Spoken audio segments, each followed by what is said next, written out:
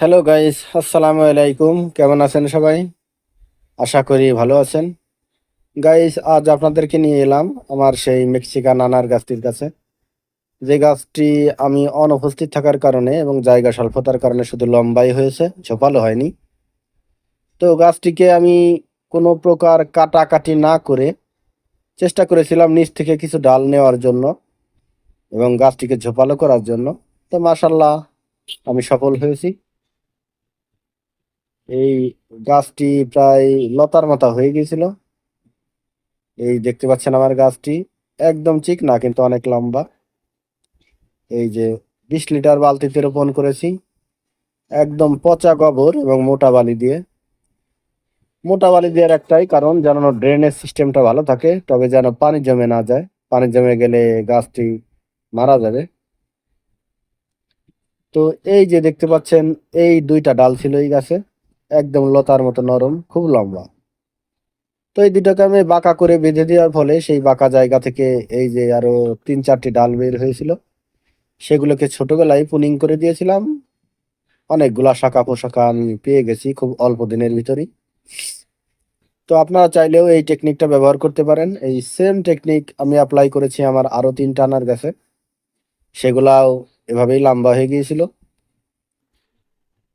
এই দেখতে পাচ্ছেন গাছগুলা। তো এই গাছগুলিও বেশ ঝোপালো হয়ে গেছে বলা চলে। গাছগুলো থেকে আমি অনেকগুলা ডাল পেয়েছি।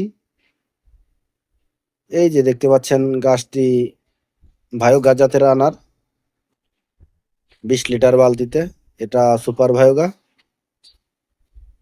এগুলা 20 লিটার বালতিতে পচা গোবর এবং বালি দিয়ে লাগিয়ে দিয়েছি। এটা হচ্ছে থাই জাতের। এই লাল বালতিতে যে জাতটি দেখতে পাচ্ছেন, এটা থাই জাতের আনার। তো সবগুলো গাছই আমি না কেটেই ঝোপালো করার চেষ্টা করেছিলাম। যে লম্বা হয়ে গিয়েছে, তো আসলে গাছগুলা কাটতে আমার নিজেরই খারাপ লাগে।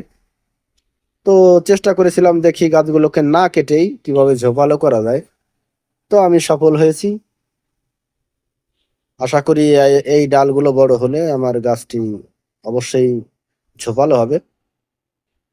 এগুলা সবই কলমের চারা। তো প্রত্যেকটা ডাল থেকেই দেখতে পাচ্ছেন পুনিং করে দেওয়ার পরে দুই দুটো করে ডাল বের হচ্ছে। এই ডালগুলো বড় হলেই ঝোপালো হয়ে যাবে গাছটি।